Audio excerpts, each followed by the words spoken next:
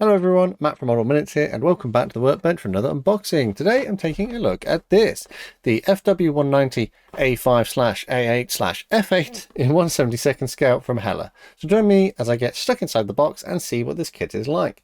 So on the outside of the box here, you can see we've got the sort of current branding from Hella with the yellow box work, and also I think this is quite an old image over here on the right hand side of the FW190 performing some sort of ground attack mission. On the left here, it tells us the scale of 172. There are 61 parts included. We have some dimensions, and there are 3 decorations provided, which I presume refers to it being a 3-in-1. There aren't 3 kits, there are 3 decal schemes to pick from. If we turn over to the back, we have some information about the actual aircraft in a variety of languages. We have a number of paint colour callouts in both the Hella and Revell ranges. There is a sticker annoyingly over the top of some of the paints, so you would have to probably Google that or peel the sticker off. And then we have an image here which tells us the kind of decals, or it's almost like a representation of the decal sheet, so you can see what to expect inside of the box. Quite fortunately, Hella have started putting on their tooling information, so straight off the bat we know that this is a 1974 tooling, which means that my expectations are going to be more managed. I'm going to anticipate that there might be a bit of flash, the details might not be so good. The fit of the parts might be a little bit questionable, but it does tell us that this release is effectively from 2022, where they would have made the molds a little bit better, tidied them up and given them a bit of a polish. On this thin edge here, we have some other bits of information. It tells us it was made in Germany, and a bit of sort of health and safety kind of stuff there. And then on this edge, we have our actual paint schemes which are included. The first one is an A8 variant in 1945 in the sort of most common sort of European paint scheme. Then we have a desert kind of paint scheme. I think this is like in Italy or somewhere like that, but we'll have a look. It probably tells us more detail. From 1944, this is an F8 variant, and then we have an A5/U12 in 1943, which again is quite an interesting paint scheme.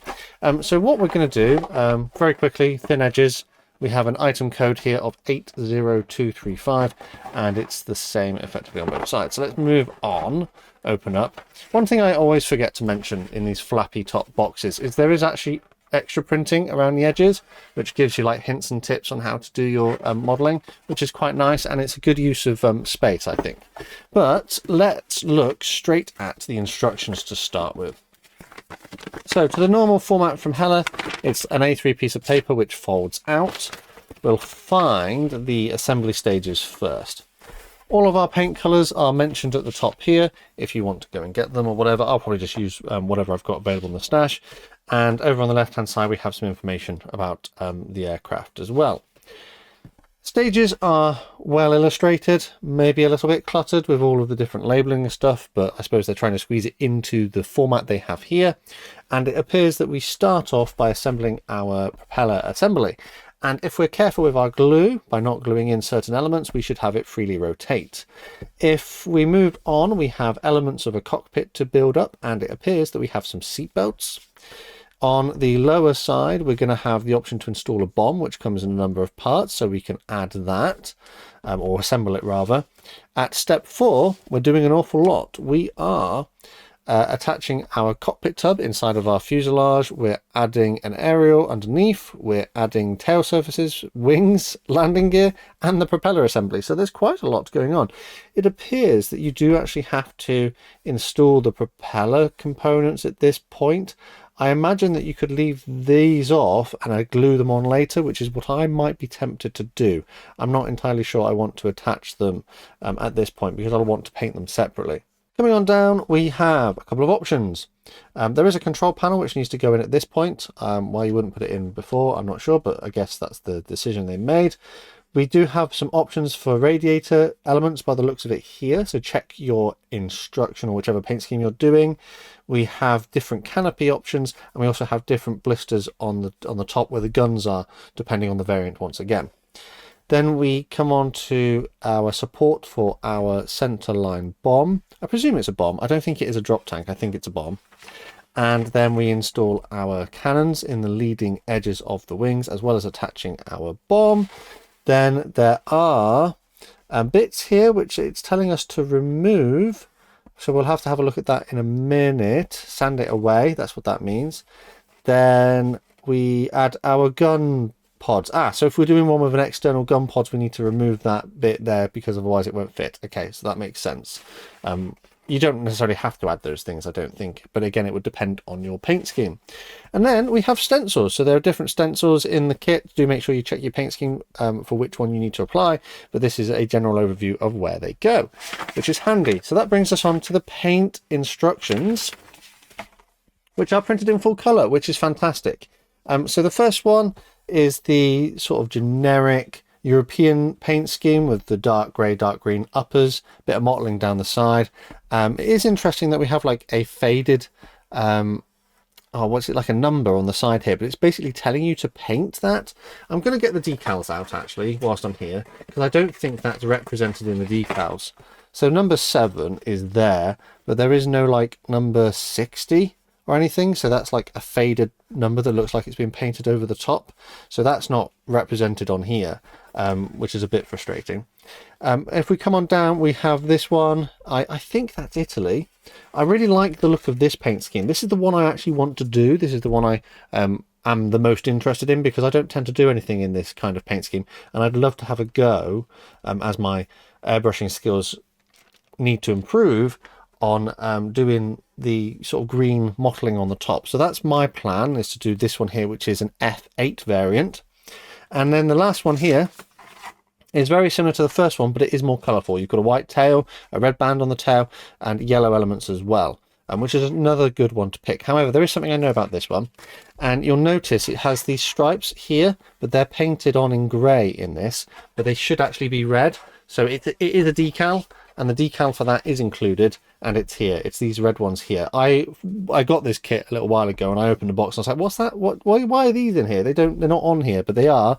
They just used the wrong color on the nose. So I do like the look of this one, but I'm really tempted to do the F8 variant. So yeah, that's instructions. Generally okay. I like that they're printed in color. That's pretty good. Decals, we have these here. They are printed to Hella's normal format. They are to a moderate quality. The smaller stencils are not particularly legible, but that seems to be a limitation that Hella have with their printing. The registration is pretty good, so that's where the colours line up. Things are generally centred quite well. We have seat belts, control panel elements, some sort of markings for the walkways and things, and then a variety of crosses based on your particular paint scheme. And as you can see, we have 2 parts, historical decals, which I don't believe are mentioned. I don't remember seeing them, but you can obviously install them if you'd prefer to add them to your kit. Yeah, the printing is pretty nice, but one of the problems that Hella decals do have, and there's a little bit down here, these small stencils are joined together because of the excess decal film. I think it's the same up here. These small stencils here are all joined together because the decal film is excessive, and it just has too much of it, and it glues them together basically. So what I will have to do is cut the smaller ones away. I may not use all of the smaller text because they're not legible, but for the the larger decals, they look okay. But I have struggled with Hella decals in the past because they have this thing where if you don't get them on like perfect almost first time, they become a bit papery. They do go on okay, they just are not easily manipulated and moved around. But yeah, on the whole, not too bad. We did also have this in the box. This is a little catalogue that gives you a bit of information about what else there is in the range, and it's nice to have.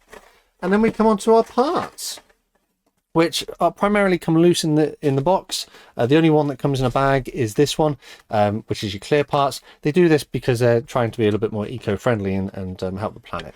So we'll look at the clear parts first, because that's where I like to begin. It is quite good that they come in their own bag, because that just means that they're going to be a little bit more protected and hopefully not be scuffed. And there we go. So one little sprue of clear parts, and we have our 2 variants of cockpit canopy based on whichever version you're doing. So you need to check the instructions for that. Annoyingly, this one does actually appear to have a either crack or scratch just down the center here. It's like a curved scratch, which is a little bit annoying. Obviously I will still use it if that's the one I need, for my particular variant, but it is a bit frustrating. The plastic is mostly clear, but it's not the clearest I've ever seen, and the framework is relatively proud, so that will be quite easy to mask. So yeah, there's some scuffing on this one as well, just here, which is a little bit annoying. The front windscreen is okay, that doesn't look too bad. Not much in the way of flash, but we do have these extra mold pips here, and the sprue gates are quite chunky, which will need a little bit of work to clean up. So yeah, it's nice that you get the option of the two different canopy types, but I have seen slightly better, but they are usable. Just a little bit annoying that there is like this sort of crack on this one, or scuff of some sort. This then brings us on to the main sprues. We have 1, 2, 3, 4. We have 4 sprues in a light grey plastic. Now, Hella plastic tends to be a little bit soft, but it is workable, which is fine. So this one here, this first sprue, this is sprue number 2 apparently. The plastic feels relatively, I want to say, it's a little bit hard, not particularly brittle. There is a bit of flex in it. It's not greasy though. It feels absolutely fine. And we have our fuselage halves on here. As you can see, a product of its time. It has got raised details and rivets, you know, which is not terrible, but it is possibly something that people don't necessarily enjoy. The molded detail is reasonably well reproduced, but there are some slightly untidy bits, just little bits of flash in a few places, just a little bit of cleaning up needed. On this side, we've got relatively heavy ejector pin marks, but hopefully they're not going to be visible. But a little bit of cleanup may be needed. There's an ejector pin mark on the edge there, just to get a nice join when we build this. Moving on to this one, we have upper wing surfaces, again raised details. Not too bad. They're quite subtle actually, and there are lots of little rivets and things over the aircraft. So imagine when this came out, it would have been considered, you know, fairly okay. But again, a little bit of flash that needs cleaning up. We have our landing gear components here, relatively chunky, propeller, our spinner, which again, a little bit flash, might need cleaning up. A nice Hella logo on the inside here. No landing gear bay details that I can see, so fairly crude in that regard. Coming on to this sprue, we have the lower wing surface, which is the same kind of deal, and these are the elements that we need to remove if we're going to install those gun pods, I think. Our engine components here may need a little bit of cleaning up as well. The moulding is not necessarily as crisp as I would like it, but it looks like they've done their best to try and tidy things up. Just a little bit of flash in a few places. And then on to the last sprue here. This comes with a bit of flash there, lots of stringing. Our pilot seat with an ejector pin mark right in the centre. We have smaller details which are generally well reproduced, but there is a bit of extra stringing of plastic there. The mount for our central bomb has some ejector pin marks which are going to need cleaning up. I just think it needs a little bit of work to make it look presentable. I mean, mostly the ejector pins are on the other side, which means hopefully they shouldn't be too visible. But yeah, things are just a little bit wonky. The guns here look a little bit off center. It's not looking amazing. It's not the best FW190 I've seen. But yeah, it's I think it'll build up into a nice looking kit, but it's not amazing. I am looking forward to having a go at it. I hope it would be relatively simple to build. The details are interesting, but it's definitely showing its age, isn't it? So let's recap. We had 4 light grey plastic sprues molded to a reasonable quality. There is some flash, but it is a product of its time. Clear parts are generally okay, but mine has suffered some damage or scuffing or cracks to the parts, but I will use them. We had a set of decals which are printed quite nicely. They have a nice selection of stencils and artwork, which is reasonably well represented, but some of the decal film is excessive and has joined some of the decals together. The instructions are in colour, they look to be relatively easy to follow, and the painting instructions are pretty good, so that means that they should be quite easy to follow. The box is quite nice. I quite like this kind of vintage artwork. I like that they have put the tooling date on there, which definitely helps. Small things that maybe could have been improved. It didn't appear that there was a raised landing gear option. It was only indicated to glue it in the lowered position. No display stand, no landing gear bay details, and no pilot included. So if you wanted this in a flying pose, there would have to be some modifications made. So talking about the tooling age then, we know it's a 1974 kit and it has been reproduced and reboxed a couple of times since then. And I think there's been different paint schemes, but ultimately it's kind of what you see is what you get. This is mostly all there ever has and probably will be.